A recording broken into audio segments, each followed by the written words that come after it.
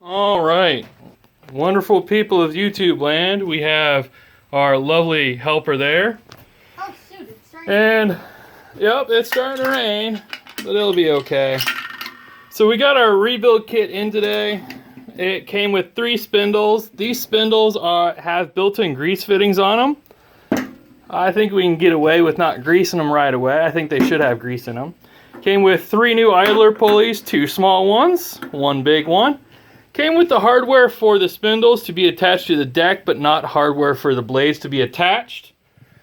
And then it also came with copperhead blades that replace the John Deere manufacturer ones. And then the last piece of equipment that we got is our replacement deck belt. So we'll get going on this and get it all buttoned up from one thing to another. Our plan of attack is putting the spindles in first.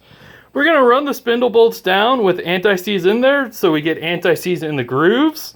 Then we're going to attach the spindles. Then we're going to attach the idlers. And then we're going to attach the belt. And then we're going to go and get our blade hardware. All right.